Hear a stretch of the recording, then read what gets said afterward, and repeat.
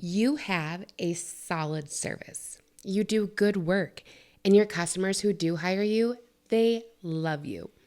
But new customers, crickets. You've probably tried posting more on Instagram. Maybe you ran a Facebook ad. Maybe you asked a few people to leave you a Google review, and none of them did. Sound familiar?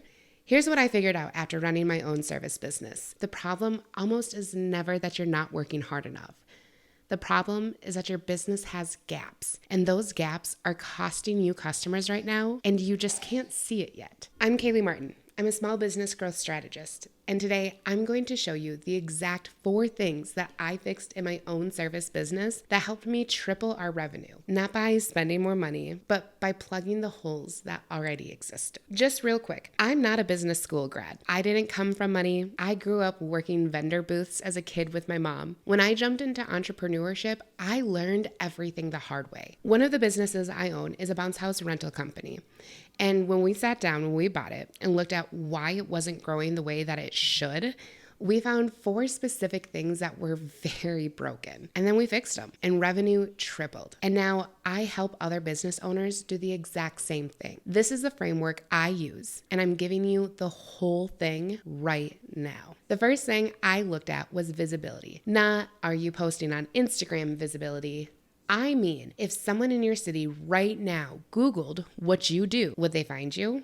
Because most service businesses fail this test. Their Google business profile is either incomplete, unverified, or doesn't even exist at all. Their Facebook page hasn't been touched in 8 months.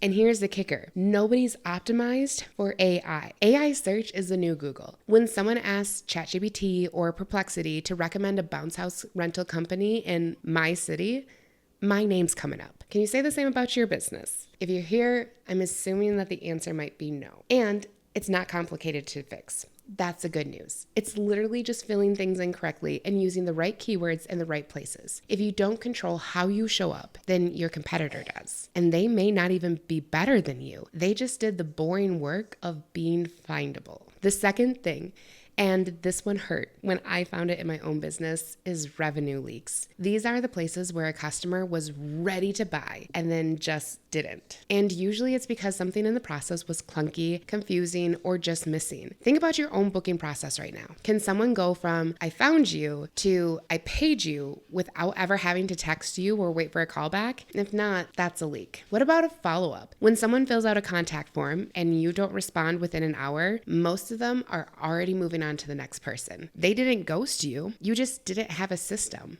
And pricing. Is your pricing clear?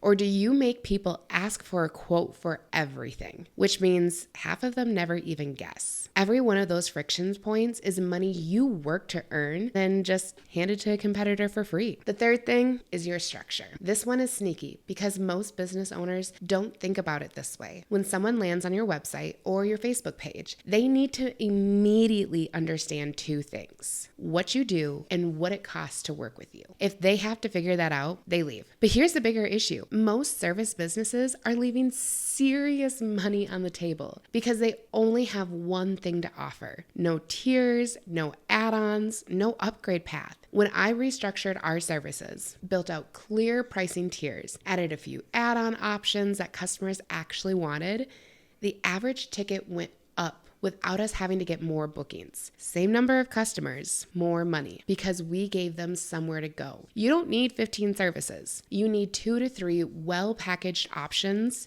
at the very minimum that make it easy to say yes and make it obvious what more they could get if they wanted it. And that leads us to the 4th thing. The one that ties all of it together is the roadmap. Most small business owners are making decisions week to week, reacting to whatever feels urgent. And I get it because that was me too. But if you don't have a 30-day plan and a 90-day plan, you're just spinning.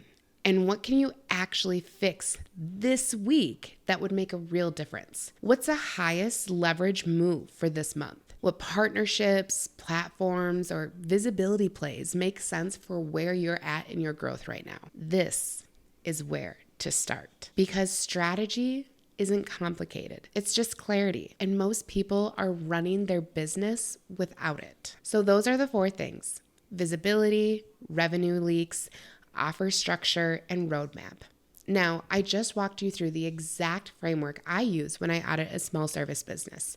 And you can take this and go through each one of those areas yourself. That's real, and it will help you. But if you're sitting there thinking, Kaylee, I need someone just to look at my business and tell me specifically what's broke, that's exactly what I do. I offer a done-for-you growth audit where I go through all 4 of these pillars in your business and hand you back a full report. What's working, what's leaking money, a prioritized list of exactly what to fix first. The link is in the description if you want to check it out. And if you're not ready for that yet, totally fine. Subscribe because I'm going to keep putting out videos like this. Real strategy, no fluff, for people who are actually out there building something. Tell me in the comments, which of these 4 problems did you recognize in your own business?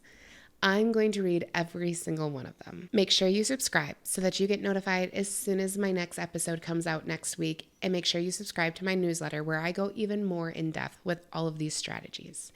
I'm Kaylee Martin, and this is Not Your Dad's Business. I'll see you in the next one.